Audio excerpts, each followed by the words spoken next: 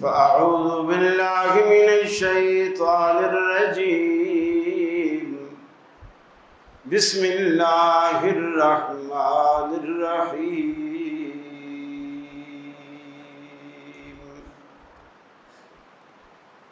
يا أيها الذين آمنوا لا تقدموا بين يدي الله ورسوله واتقوا الله إن الله سميع عليم.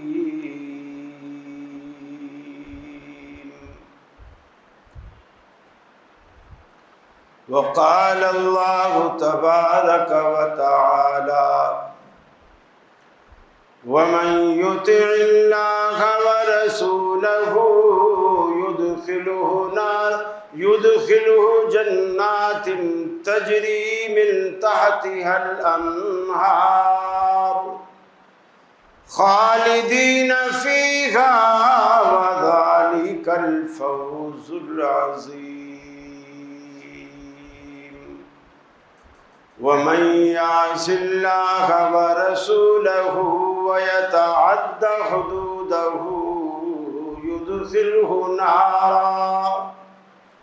يدخله نارا خالدا فيها وله عذاب مهين.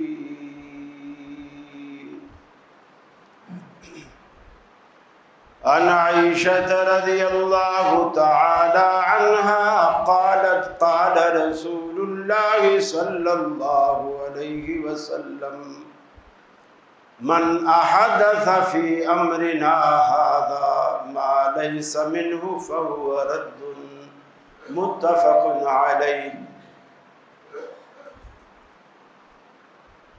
یہ مقصد ہے کہ دنیا سے جہالت دور ہو جائے، کلام اللہ سے مومن کا دل پر نور ہو جائے. یا الہی جب تک میرے جسم میں جان رہے تجھ پہ صدقے تیرے محبوب پہ قربان رہے. میں رہوں یا نہ رہوں پر دل کی ہے یہ دعا، دین احمد اور عزت قرآن رہے. عزیز ساتھیو، دوستو اور بزرگوں،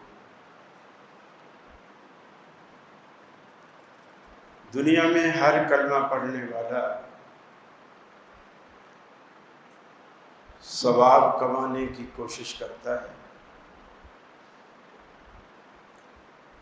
جس طرح دنیا دار پیسہ کمانے کی کوشش کرتا ہے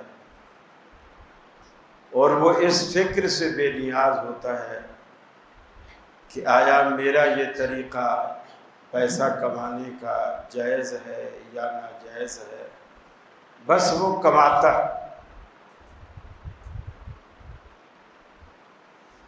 اسی طرح کلمہ پڑھنے والے جو دیندار طبقے کے لوگ ہیں وہ بھی ثواب کمانے کی کوشش کرتے ہیں،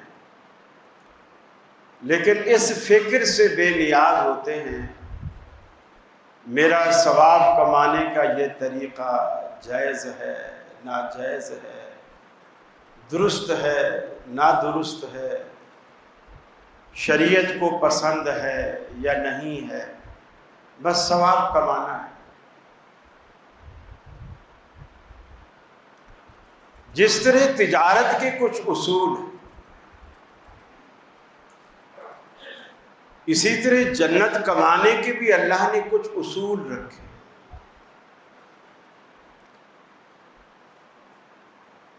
کچھ امور ہیں، کچھ فارمولے ہیں جن کی معرفت آپ کو صحیح راستے پر گامزن کرتی ہے اور سیدھا جنت کی طرف لے جاتی ہے. یہ نعرے اور یہ شعر تو آپ ان دنوں میں اکثر سنتے ہوں گے. کہ نبی کے ماننے والے نبی کی آمد پر خوشیاں منا رہے ہیں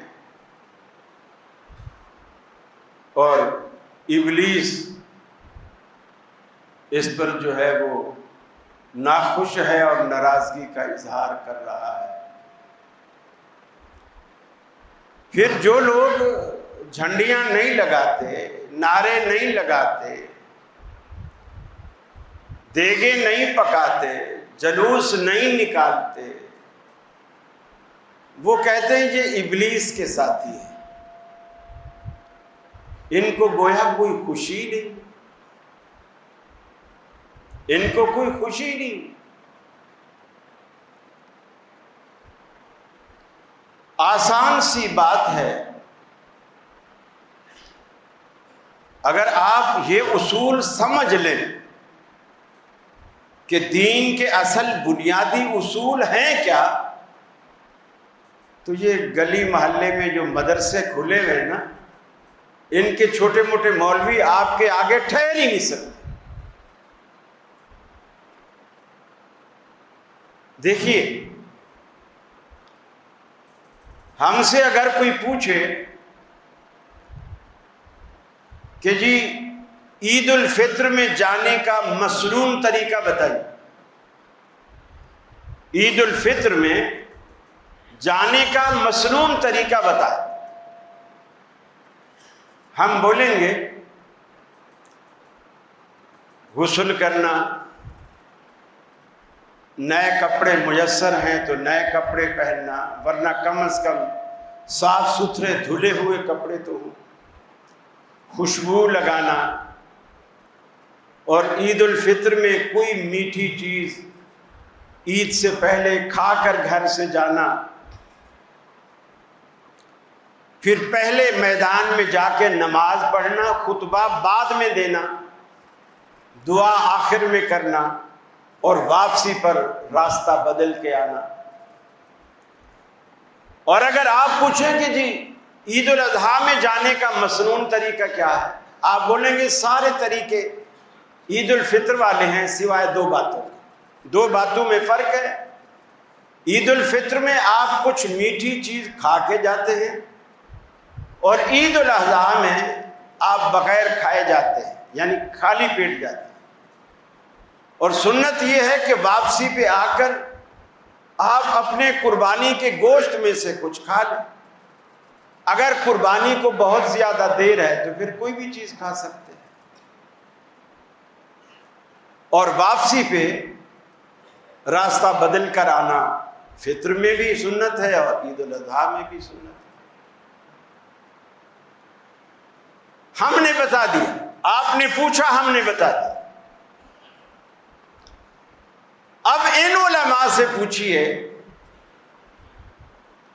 چاہے وہ اس مدرسے کا شیخ الحدیث ہو، شیخ التفسیر ہو، بڑا مفتی ہو، آپ پوچھئے جی عید میلاد النبی میں جانے کا یا منانے کا ہمیں مسنون طریقہ بتائیں۔ عید میلاد النبی کا منانے کا ہمیں مسنون طریقہ بتا دیں۔ کوئی الجھنے کی بات نہیں۔ ہم سے عید الفطر کا طریقہ پوچھا، ہم نے بتایا۔ عید الاضحیٰ کا پوچھا، ہم نے بتایا۔ اب یہ عید چونکہ آپ کے ہاں ہوتی ہے، اس کا مسنون طریقہ بتا دیجئے، ہمیں پہلے کیا کرنا چاہیے، آخر میں کیا کرنا چاہیے، بیچ میں کیا کرنا چاہیے، خالی پیٹ جانا چاہیے یا کھا کے جانا چاہیے، بتائیے۔ اگر کوئی صحیح معنوں میں عالم ہوگا نا، یقین مانیے وہ آپ کو علیحدہ اپنے حجرے میں لے جائے گا، آپ کے کندھے پہ ہاتھ رکھے گا اور آپ کے کان میں بولے گا، خاموشی سے مسجد سے چلا جا، ورنہ یہ لوگ تمہیں ماریں گے، ورنہ یہ لوگ تمہیں ماریں گے۔ کیونکہ اس طرح تو آج تک کسی نے ہم سے نہیں پوچھا کہ جب ایک عید ہے تو اس کا مسنون طریقہ کیوں نہیں؟ اب میں بتاتا ہوں مسنون طریقہ کیوں نہیں۔ مسنون طریقہ اس عمل کا ہوتا ہے جس عمل کو اللہ کے نبی نے کیا ہو، یا آپ نے فرمایا ہو، یا آپ کے صحابہ نے کیا ہو اور آپ نے اپنی نظروں سے اسے دیکھا ہو اور پسند فرمایا ہو، اس پر نکیر نہ کی ہو، منع نہ کیا ہو، تو وہ طریقہ اسلام کے اندر ایک مسنون عمل بن جاتا ہے۔ اب چونکہ اللہ کے حبیب نے ایسا کیا نہیں تو مسنون طریقہ کہاں سے آئے؟ دوسری بات یہ ہوتی ہے کہ یار وہابیوں کی تو عقل، لگتا ہے کہ جب گھاس ہی چرنے گئی ہوئی تھی جب عقل بٹی تھی، عقل ہی نہیں ہے ان لوگوں کو۔ ٹھیک ہے، اللہ کے نبی نے نہیں کیا، ابو بکر نے نہیں کیا، عمر فاروق نے، عثمان غنی، علی، کسی نے نہیں کیا، لیکن ہمیں بتاؤ کہ حرج کیا ہے؟ یہ ان کے نزدیک سمجھو بہت بڑی دلیل۔ حرج کیا ہے؟ ایسا کرنے میں کیا حرج ہے؟ پھر تھوڑے سمجھدار لوگ، تھوڑے معمولی اردو تعلیم رکھنے والے، معتدل مزاج، منصف مزاج، وہ بھی کہتے ہیں یار بات تو ٹھیک ہے، اس میں کیا ہے؟ وہ نبی کی محبت کا اظہار کر رہے ہیں، کوئی لڑ تو نہیں رہے نا، کسی کو گالی تو نہیں دے رہے، اس میں کیا حرج ہے؟ اب میں آپ کو بتاتا ہوں کہ اس میں حرج کیا ہے۔ اتنا بڑا حرج ہے جب کوئی یہ کہتا ہے کہ میلاد کا جلوس نکالنے میں حرج کیا ہے؟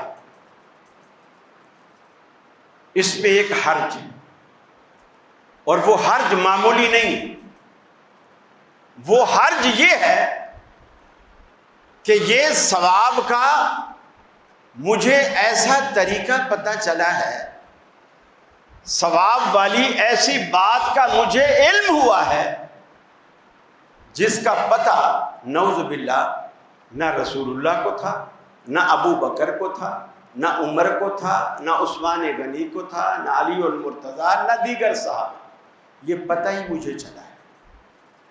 اب مجھے بتائیے اس جملے میں کوئی حرج ہے کہ جو نیک کام میں کر رہا ہوں، نہ اس نیک کام کا نبی کو پتا تھا، نہ صحابہ کو پتا تھا، مجھے ہی پتا چلا، اس جملے میں کوئی حرج ہے؟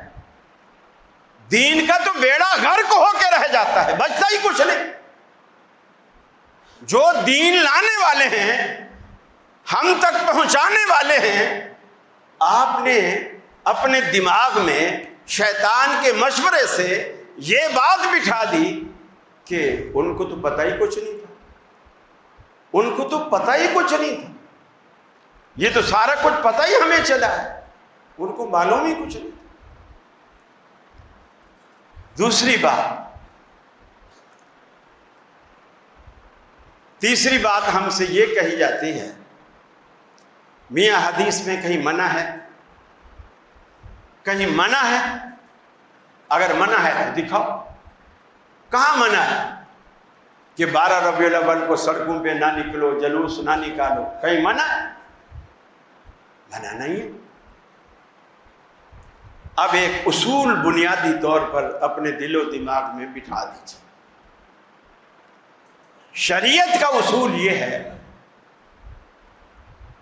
جس بھی کام میں آپ عبادت سمجھیں، ثواب سمجھیں، نیکی سمجھیں، اس کے لیے شرعی حکم کی ضرورت ہے۔ جس کام میں آپ ثواب سمجھیں، نیکی سمجھیں، اجر سمجھیں، اسے عبادت سمجھیں، اس کے لیے شرعی حکم کی، شرعی اذن کی ضرورت ہے۔ اور جو دنیا کے دیگر جتنے معاملات، جتنے معاملات، اس میں شریعت کی آپ منع دیکھیں گے، اذن نہیں دیکھیں گے۔ اس کے لیے فارمولہ یہ ہے کہ معاملات میں آپ اباحت پہ عمل کرتے ہیں۔ اباحت کہتے ہیں جس چیز سے شریعت خاموش، شریعت جس چیز سے خاموش ہو، نہ یہ کہے کرو اور نہ یہ کہے کہ نہ کرو، اور وہ معاملہ عبادت کا نہ ہو، تو اس میں اباحت پہ عمل کریں۔ مثلا آپ گاڑی میں جائیں یا بس میں جائیں، ٹرین میں جائیں یا ہوائی جہاز میں جائیں، کس میں آپ کو جانا چاہیے؟ یہ اباحت۔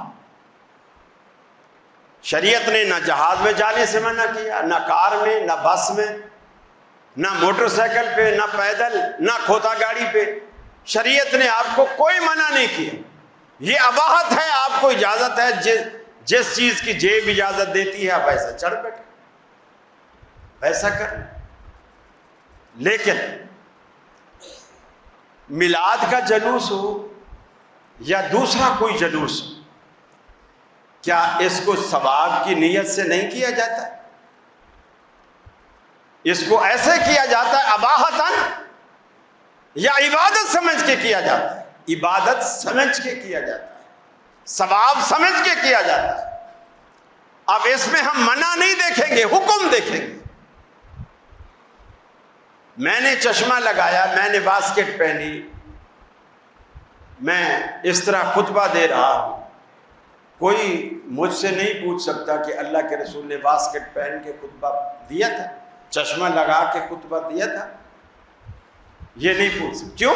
یہ چیزیں اباحت میں ہیں۔ جس دن میں یہ کہوں کہ چشمہ لگا کے خطبہ دینا ڈبل خطبے کا ثواب ہے، اس دن میرے لیے یہ لازم ہو جائے گا کہ میں آپ کو دلیل دوں کہ شریعت نے کہاں یہ حکم دیا ہے۔ میں خطبے سے پہلے پانی پیتا ہوں، ممکن ہے اللہ کے رسول نہ پیتے، لیکن کوئی مجھ سے نہیں پوچھ سکتا کہ آپ پہلے پانی پیتے ہیں، چونکہ پانی میں ثواب کے لیے نہیں پیتا، پیاس بجھانے کے لیے پیتا ہوں، اور اس کے لیے مجھے حدیث سے، سنت سے دلیل نہیں چاہیے۔ ہاں یہ دلیل چاہیے کہ اللہ کے رسول جب بھی پیتے تھے دائیں ہاتھ سے پیتے، میں بائیں سے نہیں پی سکتا، جب بھی پیوں گا دائیں سے پیوں گا، لیکن چاہے خطبے سے پہلے پیوں، چاہے خطبے کے بعد پیوں، چاہے نماز سے پہلے پیوں، وہ جب بھی مجھے پیاس لگے، وہ میری ضرورت پر آپ کو دلیل کی ضرورت نہیں ہے۔ جب آپ ثواب سمجھیں گے آپ کو دلیل کی ضرورت۔ فرمایا یادمو بین یدی اللہ ورسولی، اے ایمان والو، اللہ اور اس کے رسول سے آگے بڑھنے کی کوشش مت کرو۔ جتنا کام، جتنی بات، جتنا عمل اللہ کے حبیب نے کر کے دکھایا، اس سے پیچھے پیچھے رہو، اس سے آگے نہ بڑھو۔ نبی سے زیادہ نیک بننے کی کوشش مت کرو۔ واتقوا اللہ، اگر شیطان تمہارے دل میں یہ جذبہ ڈال بھی دے اللہ سے ڈرنا، اس بات پر عمل نہ کرنا، اللہ کے نبی سے آگے نکلنے کی کوشش مت کرنا۔ عید کا دن ہے، عید الاضحیٰ کا دن ہے، اللہ کے حبیب نماز کے بعد خطبہ دے رہے ہیں، آپ کو آ کر کے اطلاع دی گئی اللہ کے رسول کچھ لوگوں نے عید کی نماز سے پہلے قربانی کر لی ہے، وہ قربانی کر کے قربانی کا گوشت پکانے کے لیے گھر دے کے آئے ہیں، آپ عید کی نماز پڑھنے آئے بیٹھے ہیں۔ آپ نے فرمایا ان کو کہو کہ اللہ نے جو تمہیں قربانی کی طاقت دی ہے دوبارہ قربانی کریں، وہ بالکل اسی طرح کا گوشت ہے جس طرح تم روز کھاتے ہو، قربانی سے اس کا کوئی لینا دینا نہیں۔ ایک ہی دن ہے، ایک ہی دن میں کچھ لوگوں نے نماز سے پہلے کی، کچھ لوگوں نے نماز کے بعد قربانی کی۔ پہلے کرنے والے بھی صحابی، بعد میں کرنے والے بھی صحابی۔ پہلے کرنے والے بھی اللہ کے لیے کر رہے ہیں، دوسرے کرنے والے بھی اللہ کے لیے کر رہے ہیں۔ دن بھی ایک ہے، لیکن اللہ کے حبیب فرماتے ہیں جنہوں نے پہلے کی وہ دوبارہ قربانی کریں۔ کیا حرج ہے؟ مجھے بتائیے کیا حرج تھا قربانی نماز سے پہلے کرنے میں اور نماز کے بعد کرنے میں؟ ان دونوں میں فرق کیا ہے؟ تکبیر تو اس نے بھی پڑھی، تکبیر اس نے بھی پڑھی، اس نے بھی اللہ کے لیے کی، اس نے بھی اللہ کے لیے کی، وہ بھی صحابی ہے، وہ بھی صحابی ہے۔ فرق کیا ہے؟ جن لوگوں نے عید کی نماز سے پہلے قربانی کی وہ اللہ اور اس کے رسول سے آگے نکلنے کی کوشش کر رہے ہیں، اور اللہ قرآن میں کہتا ہے لا تقدموا بین یدی اللہ ورسولہ، اللہ اور اس کے رسول سے آگے بڑھنے کی، آگے نکلنے کی کوشش مت کرو۔ اللہ کے حبیب عیدگاہ بھی تشریف فرما ہیں، صحابہ بھی تشریف فرما ہیں، آپ لوگوں کا انتظار فرما رہے ہیں لوگ آ جائیں، اکٹھے ہو جائیں تو ہم پھر نماز پڑھیں۔ ایک صحابی نے دیکھا کہ یار عید کا میدان ہے، آج اللہ رب العالمین ہم سب کو مزدوریاں دے گا، جس نے بھی روزے رکھے اللہ کی عبادت کی اللہ مزدوری دے گا۔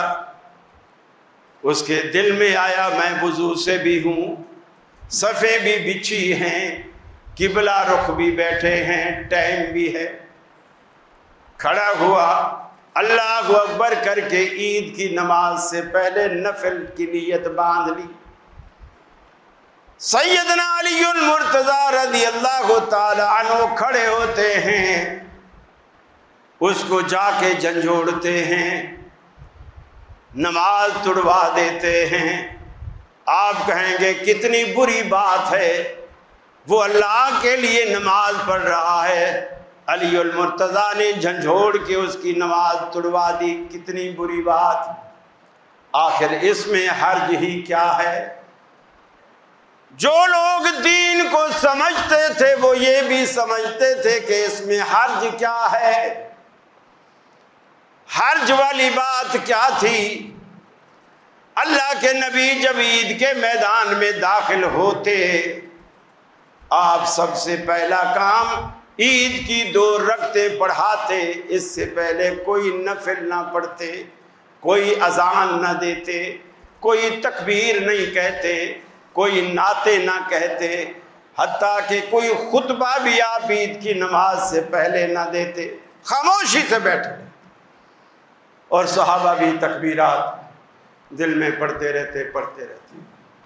یہ ہمارے والا طریقہ بھی نہیں تھا جو ہمارے ہاں رائج ہوتا ہے، عید کے میدانوں میں اسپیکر لگا ہوتا ہے اور کسی سر والے خطیب کو کھڑا کر دیا جاتا ہے اور وہ بڑی اچھی آواز میں تکبیرات پڑھو، جو ادھر سے آواز نہیں آئی ادھر۔ یہ بھی بدعت کی ایک شکل ہے، یہ اجتماعی ذکر ہے، اونچی پڑھو، پھر اگر آگے کے 2-3 بندے پڑھ رہے ہوں تو وہ بولے گا ابے ادھر والے، ایسا لگ رہا ہے آپ کو جیسے کوئی عید کی خوشی نہیں، زور سے پڑھو، وہ پڑھے۔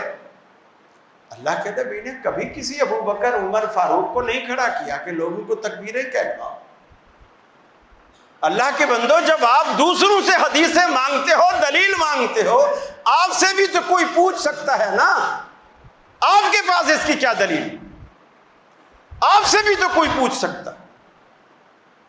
میرے بھائی، اہل حدیث نام ہے قرآن اور سنت کی پیروی کا، بس۔ یہ مسلک کسی بندے کی پیروی کا نام نہیں ہے۔ جو کچھ آمنہ کے لال نے کہہ دیا، اللہ نے اپنے قرآن میں کہہ دیا، اس کی پیروی کا نام مسلک اہل حدیث۔ میں یہ نہیں کہتا کہ منظور کالونی والے ایسا کرتے، پورے کراچی میں ایسا کرتے، پورے کراچی میں ایسا کرتے، پورے پنجاب میں ایسا کرتے۔ کوئی روک ٹوک کرنے والا نہیں، کوئی بھی روک ٹوک کرنے والا نہیں۔ میرے بھائی، دین بڑا آسان ہے۔ حضرت علی نے اس کو ٹوکا، جھنجھوڑا کہ نفل کیوں پڑھ رہا؟ اس نے کہا یہ موقع ہے، باوضو ہوں، صف بچھی ہوئی ہے، ابھی جماعت میں تھوڑا ٹائم ہے، میں نے کہا فائدہ اٹھا دو، 2 نفل پڑھ لوں۔ اللہ کے لیے پڑھ رہا ہے نا، وہ اللہ کے لیے پڑھ رہا ہے، کیا حرج ہے؟ سیدنا علی المرتضیٰ کے جملے سنی، فرمایا تو اللہ کے لیے نفل پڑھ رہا ہے، مجھے ڈر ہے کہ کہیں تیرے یہ نفل تجھے دوزخ میں نہ لے جائیں، کہیں تیرے یہ نفل تجھے دوزخ میں نہ لے جائیں۔ نفل پڑھنے میں کیا حرج ہے؟ صحابہ کو نفل دوزخ میں لے جائیں اور آپ کہیں نفل پڑھنے میں کیا حرج ہے؟ یہ وہ لوگ کرتے تھے جو دین کو سمجھتے تھے۔ پھر اس نے ضد نہیں کی، بیٹھ گئے۔ کیوں کہ حضرت علی نے کہا اللہ کے نبی بیٹھے ہیں، اگر اس میں کوئی اجر ہوتا تو اللہ کے نبی نہ کرتے، تو ان سے زیادہ نیک ہے، ان سے زیادہ پارسا ہے۔ فرمایا لا تقدموا بین یدی اللہ ورسولہ، اللہ اور اس کے رسول سے آگے نکلنے کی کوشش مت کرو۔ اللہ کے حبیب گھر پہ تشریف فرما نہیں، 3 دوست اللہ کے رسول کے دروازے پر آتے ہیں،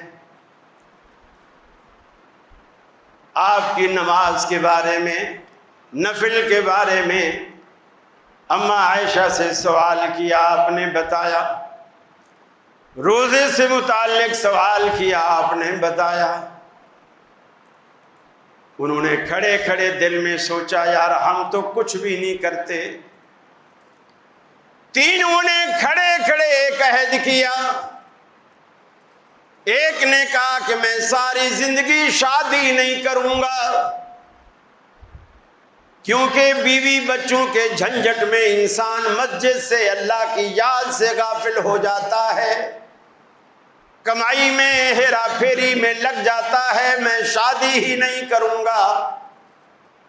دوسرے نے کہا کہ میں ساری رات سوؤں گا نہیں، نفل پڑھوں گا، ساری رات اللہ کے لیے جاگوں گا۔ کیا حرج تھا؟ ساری رات اللہ کے لیے نفل پڑھنا کیا حرج تھا؟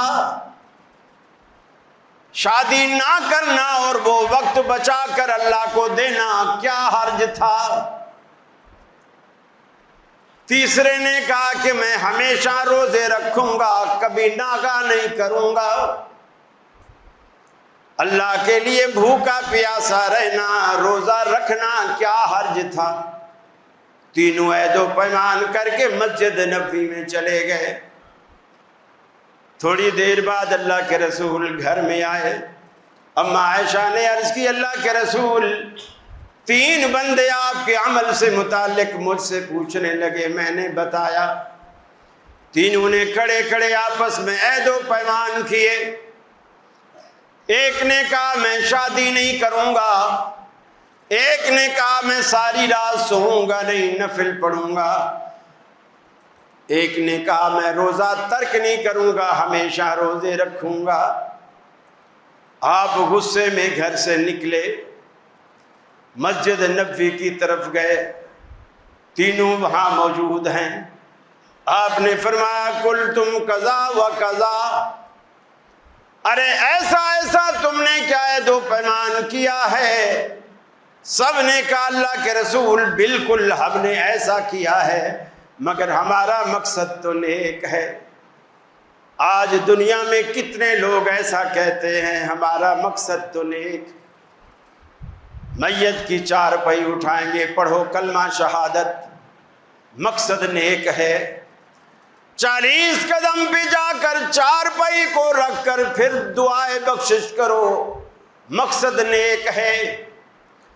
قبر پہ دفن کے بعد اذانیں دو، مقصد نیک ہے۔ ایک جمعرات سے لے کر اگلی جمعرات تک حافظ پڑھنے کے لیے بٹھا دو، مقصد نیک ہے۔ اس نے جو پیچھے مال چھوڑا ہے، تیجے کی شکل میں، 7ویں کی شکل میں، 40ویں کی شکل میں، وہ بھی کھا جاؤ، مقصد نیک ہے کہ اس کو ثواب ہو۔ اللہ کے حبیب فرماتے ہیں کیا تم نے ایسا ایسا کہا ہے؟ سب نے کہا اللہ کے رسول ہم نے ایسا کہا ہے۔ آپ نے فرمایا میں تم سب سے زیادہ اللہ کا قریبی ہوں، اللہ سے زیادہ ڈرنے والا، اللہ سے زیادہ، تم سے سب سے زیادہ اللہ سے محبت کرنے والا، لیکن میں راتوں کو سوتا بھی ہوں، جاگتا بھی ہوں، روزہ رکھتا بھی ہوں، روزہ چھوڑتا بھی ہوں، میں نے شادیاں بھی کی ہیں، میرے بیوی بچے بھی موجود ہیں۔ لا تقدموا بین یدی اللہ ورسولہ، اللہ اور اس کے رسول سے آگے بڑھنے کی کوشش مت کرو۔ اب مجھے بتائیے ان لوگوں نے غلط کیا کیا تھا اور اس میں حرج کیا تھا؟ اور تینوں کی نیت نیک تھی۔ عبداللہ بن مسعود رضی اللہ تعالی عنہ اللہ کے حبیب کی وفات کے بعد مسجد نبوی میں آئے، فجر کی اذان کا وقت ہے، آپ مسجد میں داخل ہوئے، دیکھا کہ کچھ لوگ حلقہ بنا کے بیٹھے ہیں، ایک آدمی بیچ میں بیٹھا ہے، گویا ان کا لیڈر اور قائد بنا ہوا ہے۔ وہ جو لیڈر ہے وہ کہتا ہے اللہ اکبر، سارے کہتے ہیں اللہ اکبر، پھر وہ کہتا ہے لا الہ الا اللہ، سارے کہتے ہیں لا الہ الا اللہ، پھر وہ کہتا ہے سبحان اللہ، سارے کہتے ہیں سبحان اللہ، پھر وہ کہتا ہے الحمدللہ، سارے کہتے ہیں الحمدللہ۔ گویا اجتماعی ذکر کی ایک شکل ہے جو نبی کریم کے بعد مسجد نبوی میں شروع کر دی گئی۔ سیدنا عبداللہ بن مسعود کیا فرماتے ہیں؟ ارے اس ذکر سے تو بہتر تھا تم اپنے گناہوں کو گنتے، کہ تمہارے گناہ کتنے ہو گئے تم ان کو گنتے۔ ابھی تو اللہ کے حبیب کا کفن گیلا ہے، وہ بھی خشک نہیں ہوا، اور تم نے ابھی سے بدعتیں شروع کر دی۔ ابھی نبی کا کفن گیلا ہے، یعنی آپ کو دنیا سے گئے ہوئے زیادہ عرصہ بھی نہیں ہوا، اور تم نے ابھی سے بدعتیں شروع کر دی۔ مجھے بتائیے اللہ اکبر کہنا کوئی گالی تھا؟ لا الہ الا اللہ کہنا گالی تھا؟ سبحان اللہ کہنا گالی تھا؟ الحمدللہ کہنا کوئی بری بات تھی؟ اس میں حرج کیا تھا؟ حرج یہ ہے لا تقدموا بین یدی اللہ ورسولہ، اللہ اور اس کے رسول سے آگے نکلنے کی کوشش نہ کرو، یہ سب سے بڑا حرج۔ بس آپ مولویوں کو اس بات کا پابند کریں کہ جی عید میلاد منانے کے لیے میں تیار ہوں۔ مجھے بتائیے عید میلاد منانے کا مسنون طریقہ کیا ہے؟ لڑے نہیں، الجھے نہیں، آپ یہ سوال تو کریں، یقین مانیے آپ کو ساری بات سمجھ میں آ جائے گی۔ اس پیٹ کے سوا کوئی چکر نہیں اس کے اندر، جتنی بھی بدعات ہیں ہر بدعت کے ساتھ پیٹ جڑا ہو۔ آپ پیٹ والا معاملہ نکال لیں، اور جتنے بھی جلوس میں آئے ہوئے ہیں آپ پہلے اعلان کر دیں کہ جی جلوس میں جتنے بھی لوگ آئے ہوئے ہیں وہ شام کو کھانا اپنے گھر جا کے کھائیں گے، بریانی کا کوئی انتظام نہیں ہوگا ہماری طرف سے، کوئی راستے میں ٹینٹ، کوئی سبیلیں، کچھ نہیں لگے گی، پانی کی بوتلیں بھی اپنی خود ہی خرید لو۔ یقین مانیے جلوس جب یہاں سے جائے گا نا نشتر پارک سے، آپ دیکھو گے ہر 2 قدم کے بعد ایک 2 بندے نکلتے چلے جائیں گے، اور جب وہ تبت سینٹر تک پہنچیں گے صرف وہ آگے کے جو مولوی ہوں گے نا کالی وہ پگڑی والے، بس وہی بچیں گے، باقی سارا جلوس چھٹ چکا کہ یار صبح سے شام تک گھومیں، روٹی بھی پھر گھر آ کے کھائیں، پانی بھی اپنا خریدیں، تو کیا فائدہ ہے ایسی عبادت کا؟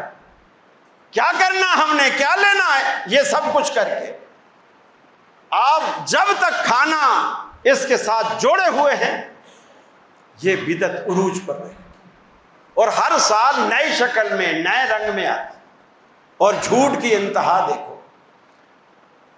ابھی یہ یوٹیوب پہ ادھر ادھر کلپ چل رہے ہیں، سعودی عرب کا 23 ستمبر کو یوم الوطنی ہوتا ہے، اور ان کا جھوٹ دیکھیے، جتنے بریلوی وہاں گئے ہوئے ہیں واللہ عالم جان بوجھ کے ایسا کرتے ہیں۔ پاکستان میں دھڑا دھڑ میسج اور وہ تصویریں بنا بنا کے بھیج رہے ہیں کہ مکہ میں بھی، مسجد نبوی میں بھی ادھر یہ میلاد النبی کی تیاریاں شروع، ہوٹلوں پہ ادھر ادھر ساری جھنڈیاں لگ رہی، وہ جھنڈیاں نہیں لگ رہی، نہ وہ میلاد کی جھنڈیاں، وہ جیسے آپ کی 14 اگست کی جھنڈیاں ہوتی ہیں وہ جھنڈیاں ہے، تو وہ بھی غلط، لیکن وہ یوم الوطنی منا رہے ہیں جو 23 ستمبر کو، آج 22 ہے، کل ہے وہ دن، اور وہ تکونی جھنڈیاں منائی گئی، اوپر لکھا ہوا ہے، اگر آپ کسی ویڈیو کو روک کے قریب کر کے زوم کر کے آپ دیکھیں تو پڑھا جا رہا ہے یوم الوطنی صاف لکھا ہوا ہے، کسی ایک جھنڈی پر بھی نہیں لکھا ہوا عید میلاد النبی مبارک، کس نے بھی۔ لیکن حرم میں بیٹھ کر بھی لوگ جھوٹ بولنے سے باز نہیں آتے، ان کو کیا ملے گا؟ کیا ملے گا ان کو؟ مسجد نبوی میں بیٹھ کر بھی لوگ جھوٹ بول رہے ہیں، حرم میں بیٹھ کر بھی لوگ جھوٹ بول رہے ہیں۔ میرے بھائی، اس میں جو خود ساختہ عبادت، خود ساختہ عید، خود ساختہ بندگی، اللہ کے ہاں اس کی کوئی قیمت نہیں، کوئی قدر و منزلت نہیں۔ فرمایا من یطع اللہ ورسولہ، جو بندہ بھی اللہ کی بات مانے گا، اس کے رسول کی بات مانے گا، یدخلہ جنات تجری من تحتها الانہار، اللہ انہیں ایسی جنتوں میں داخل کرے گا جن کے نیچے نہریں بہتی ہیں، اوپر گھنے باغات ہیں، خالدین فیہا، یہ جنتوں میں داخل ہوں گے تو ہمیشہ ہمیشہ رہیں گے، وذالک الفوز العظیم، فرمایا یہ بہت بڑی کامیابی ہے، یہ ہے کامیابی جو نبی کی اطاعت میں، اللہ کی اطاعت میں چھپی ہے، یہ فرمایا بہت بڑی کامیابی ہے۔ اور یہ جو میلادی نبی کی نافرمانیوں پہ تلے ہوئے ہیں اور اتنا اللہ کا بالکل بھی ڈر نہیں۔ ایک مولوی کو میں نے کل سنا، وہ ٹی وی پہ بیٹھ کر ایسے جھوٹ بول رہا ہے، کہہ رہا ہے قرآن مجید میں 5 مرتبہ 5 جگہ پر یہ حکم ہے کہ نبی کی میلاد مناؤ۔ آدم علیہ السلام نہیں جب پیدا ہوئے تھے، ہاں جی، وہ اینکر کہہ رہا ہاں جی پیدا ہوئے تھے، تو پھر اللہ نے فرشتوں کو نہیں سجدہ کرایا، کیوں؟ اللہ نے پیدا کر کے آدم کو اس کی خوشی منائی، خوشی کا اظہار کیا، فرشتوں سے کہا سجدہ کرو۔ یعنی قرآن مجید کی خود ساختہ تفسیر بالرائے کرنا حرام ہے کہ آدمی اپنی عقل سے قرآن کی تفسیر بیان کرے۔ اللہ کے حبیب فرماتے ہیں من قال فی القرآن برائیہ فلیتبوأ مقعدہ من النار، جو بندہ قرآن مجید کی تفسیر اپنی رائے سے، عقل سے کرتا ہے، اسے چاہیے کہ اپنا ٹھکانہ دوزخ میں بنا لے۔ اسے چاہیے کہ اب یہ جو 5 مقامات 14ویں صدی کے مولوی کو سارا منہ صاف، داڑھی تک نہیں ہے، یہاں تھوڑی پہ تھوڑی سی بچائی ہوئی ہے، یہ دکھانے کے لیے کہ کسی کو لگے کہ ہاں کچھ، یہ نہ سمجھے کہ خسرا ہے، یہ سمجھے کہ داڑھی ہے، یہاں تھوڑی سی بچائی گئی۔ وہ اب یہ دیکھے کہ 5 جگہ قرآن مجید میں یہ بات اللہ نے بیان کی ہے، اور یہ 5 جگہ نہ نبی کو پتہ چلی نہ صحابہ کو پتہ چلی، 1400 سال بعد اس راٹھور کو آ کے پتہ چلی کہ وہ بات کیا ہے۔ یعنی کچھ تو آدمی اللہ سے ڈرے نا، اپنی عاقبت تو خراب نہ کرے۔ اب یہ کیا حرج ہے؟ سب سے بڑا حرج یہ ہے کہ اس سے عاقبت برباد ہوتی، اس سے عاقبت برباد ہوتی۔ من یعص اللہ ورسولہ ویتعد حدودہ، جو بندہ اللہ اور اس کے رسول کی نافرمانی کرتا ہے، اس کی حدود کو پھلانگتا ہے، یدخلہ نارا خالدا فیہا، اللہ اس کو دوزخ میں ڈالے گا، ہمیشہ ہمیشہ دوزخ میں رہے گا، وَلَهُ عَذَابٌ مُّہِینٌ، رسوا کن، ذلیل کرنے والا، توہین آمیز اللہ نے ان کے لیے عذاب تیار کر رکھا ہے۔ پھر اس وقت اللہ رب العالمین بولے گا ذوقوا عذاب الحریق، اب اس عذاب کا ذرا مزہ تو چکھو، جلا دینے والے عذاب کا مزہ تو چکھو۔ تم تو دنیا میں کہا کرتے تھے ہم تو نبی کے عشق میں اتنے ڈوبے ہوئے ہیں کہ آگ، دوزخ کی آگ ہمارے آگے کیا حرارت رکھتی ہے، ہم تو اس آگ کو پی جائیں گے پانی کر کے، اس لیے کہ ہم تو نبی کے عشق میں ڈوبے ہوئے۔